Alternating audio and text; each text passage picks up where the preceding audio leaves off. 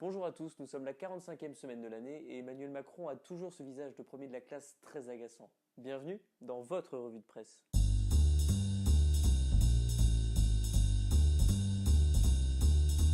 Six personnes de l'ultra-droite ont été arrêtées pour un projet mal défini d'action violente envers Emmanuel Macron. Ouais, et c'est un peu le problème avec l'extrême droite. Que ce soit une action violente, les priorités politiques des Français, ou le mot immigration, c'est toujours mal défini. Oups!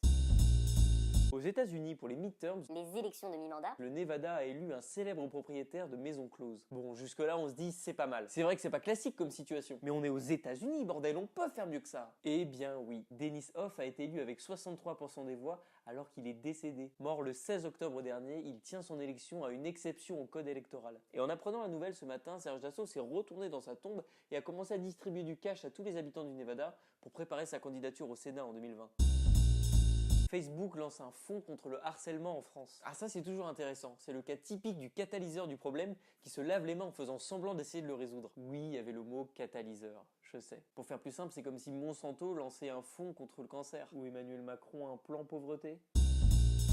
Politique, Emmanuel Macron assume parfaitement la hausse sur la taxation du diesel. Sans déconner, Emmanuel Macron, il vous fait pas penser à un collégien ultra insolent. Eh bien écoutez, maman, j'assume parfaitement cette moyenne de 2 sur 20 en mathématiques alors. Vous devez comprendre que c'est un effort à consentir pour le bien de tous. Par ailleurs, je suis focus sur les cours de littérature et de théâtre. La prof est exceptionnelle.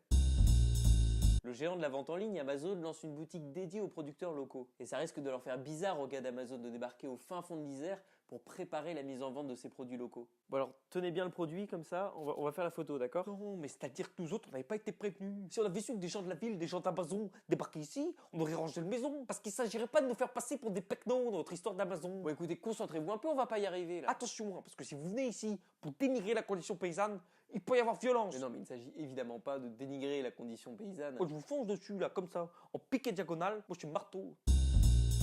Prix des carburants, Christian Jacob a invité Emmanuel Macron à arrêter de prendre les gens pour des imbéciles. Mais on rappelle qu'il est président du groupe Les Républicains à l'Assemblée nationale. Le gars sait de quoi il parle.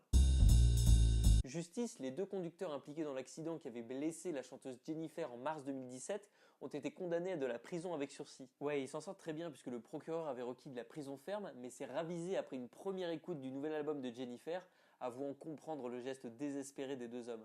Souvenirs me reviennent encore et encore, des volcans qui s'éteignent encore et encore. Je m'accroche à la vie. Ah oui, quand même.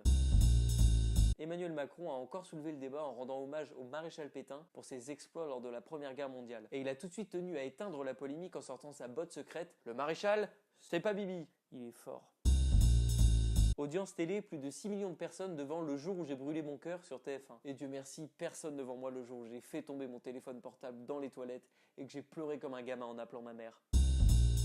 Sur les antennes de RTL, Nicolas Dupont-Aignan a proposé une nouvelle initiative pour lutter contre la hausse du prix du carburant. Je propose même qu'à midi, on klaxonne à tous les carrefours de France pour que l'Élysée entende la colère légitime des Français. Et bim! Et puis après, t'as vu, on pourrait aller à une station-service et ben on dit même pas bonjour. Comme ça, vas-y, trop niqué quoi, tu sais. Après, on envoie des mails à Macron et puis on met même pas de formule de politesse à la fin du mail, comme ça il serait trop dégoûté. Ou bien alors, on paierait tous nos impôts, mais on ferait v'là la gueule pendant qu'on les paye. On fout une ambiance de merde. Vas-y. Ah, c'est une putain d'idée en vérité. Eh vas-y, je suis trop un génie en fait. Comment j'ai v'là les idées, ça arrive tout dans ma tête. Je sais même pas comment j'ai fait.